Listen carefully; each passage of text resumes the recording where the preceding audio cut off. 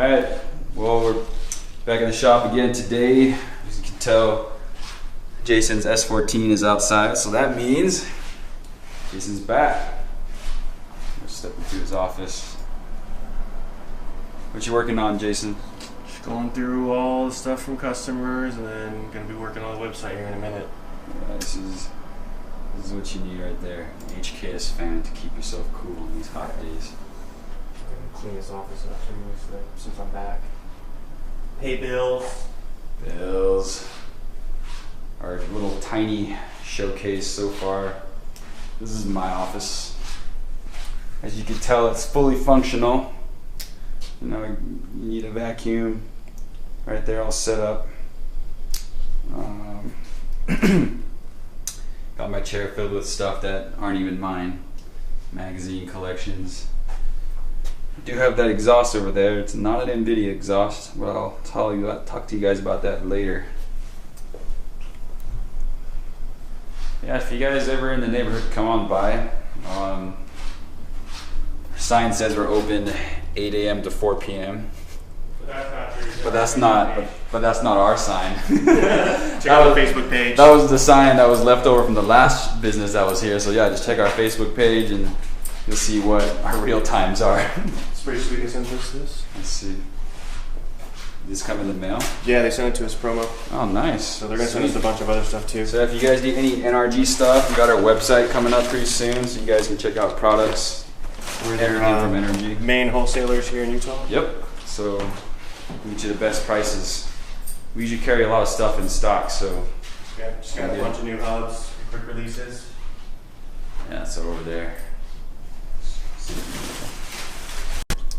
All right, we're back at the back. It's pretty messy everywhere. And then we got this shiz ton of Hot Wheels. Oh, just to talk more about the 86. So I know I said mint in the last video, and I kind of want to expand upon that. What I meant by mint was mint as in it's completely original, besides the wheels. The wheels are Celica Super wheels. But the car doesn't have any rust at all on the body, and it's all original body panels. The paint's obviously faded, it's gone, but it's still got the original decals there too. This is the only rust on the car that we can find so far. Just surface rust. Can easily sand these out and buff it. It is a Kouki model, which is the last year, the later end years. It's a 87, my bad. Other than that, the body's in pretty good shape. The dash does have quite a lot of cracks on it. I still don't know if this is originally blue or black interior, but I'm gonna assume it's a blue interior because the majority looks blue or black, but the black looks kind of faded, so maybe that's why I'm confused. Like I said, he's still got the original decals on there from 1987. Some sweet wheels, easy cool upgrade. It is pretty low where it sits right now, but I kind of wanted to go just a tad bit lower and put 15s on them. Probably get rid of this, weld that thing shut, so you get rid of that. So we gotta talk to you guys more about some parts that we just ordered. So I ordered a Redline Kouki taillights from Japan. So they look just like this. As you can tell, this is not the Zenki. The Zenki one doesn't have the reverse light right here. It's just a complete square. It goes straight down and has the reverse lights in here inside the square. But this one kind of comes out like this. So we got the Redline Kouki tails for this. Pretty rare. Super expensive. The first set I had, I was keeping it in case I ever bought a Coupe, but ended up never using it, so I sold it. And it was a really good set. Now that I got this, I kind of regret that decision because now I've been looking for another pair. It's virtually impossible to find if you don't have any connections in Japan. But luckily I found one in Japan. The only small issue is the reverse light right here has a small crack in it, a little hole, and what I'm going to do is just buy some used taillights and just fix it, resin it up, put it in, and then just smoke the reverse lights. You can't really tell too much. I do like, however, that this did come with the centerpiece, the center trunk garnish. My buddy does not have it on his. He says it's pretty hard to find separately or sold separately, so Other than that, it's got the USDM bumpers. You know, I don't really mind the USD look. Obviously, the JDM look does look pretty sweet. But if you get inside here, previous owner added this cool little mod. I don't know if you can tell, but it's a little camera. I don't know, camera. that's me. It's a little mirror here. I guess it kind of shows you your blind spots. Check out that lovely crack on the dash. Other than that, though, man, it smells like all original in here. But let's see. Let's get inside real quick. So we do know that the car needs a new head gasket, but it says it's been rebuilt from the previous owner, and it seems like a pretty trustworthy guy. Let me turn this around. Maybe this will be a little bit easier. All right. So yeah, got the keys, and doesn't look original. Nope, it's not original. Obviously, they didn't probably come with this key fob in here. But let me crank this on a little bit. I'm gonna turn the camera around. All right, so check this out. Let's see how she goes. Okay. Well, look at that. Starts right up. No issues at all. Looks like the tachometer works. Casey mentioned that it doesn't do well past 4. Might be because of the head gasket or something else, but we'll take a good look at it later. Other than that, you know that famous line from Fast and the Furious? It's a damn shame to put a piece of whatever Dwayne Johnson says about that in the Ford GT in Fast 5. That's what it was in Fast 4. I forget. Yeah, other than that, though, it's pretty clean from what I've seen. Now, the reason why we bought a Hachi is because, or I bought another Hachi, was mainly. Well, let's see if these headlights come up. Oh yeah, look at that. Work perfect. The reason why. Let's see here. Let me get out real quick. Oh, shiz. Yeah, so the reason why I picked up another Hachi is because, first of all, I originally had one back in 2011, but it was a GTS hatchback. It was actually my brother's. And we fixed all the rust, and we, you know, it had original AC, TRD short shifter, TRD diff. Really cool car. We just painted it too, but we didn't have enough space at the time, and I had to decide between keeping my longtime Project S14 or keeping my brother's Corolla. At the time, my brother was moving to New Zealand, so it wasn't like anyone could take care of it. So I decided to sell it to a friend's friend, hoping that they would take care of it, which I'm sure they do. I think it's somewhere on the island. Man, this camera, I can't get it to aim straight. Ooh. What I decided to do then was, next time if I ever find another, you know, 86 that I'm going to keep it and build it.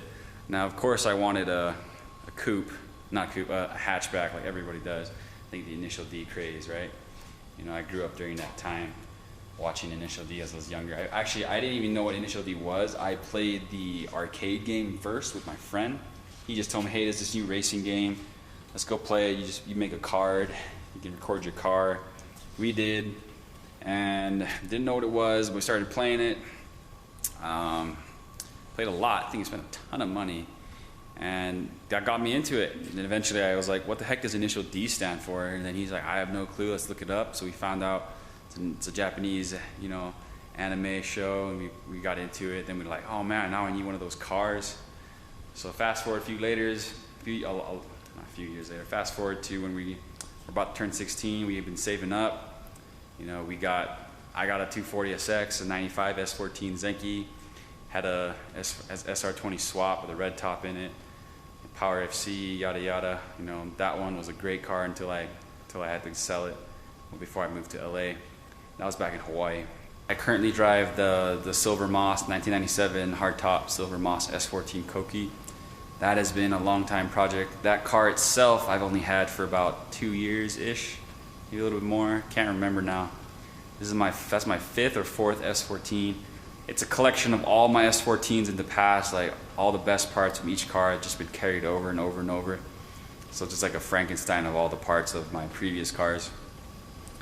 But that car it's almost done, but I've always wanted to build an 8.6, but instead of a hatchback, you know, my buddy Landon, he drives a coupe, and you know, coupes are actually pretty cool. Like, you know, one of my favorite, you know, 8.6 coupe teams to watch on the internet, you know, back in the day was Team Mouse. All their parts they put on, if they're Wild Arrow, like Run Free, or you know, CBY, Yokohama. You know, people don't really like those fender flares, but I do. A lot of my good buddies while I was growing up in Hawaii drive 8.6s as well. I'm sure you've probably seen them in like old Import Tuner or D-Sport magazines. I'm not going to mention names because I don't know if they want to be mentioned.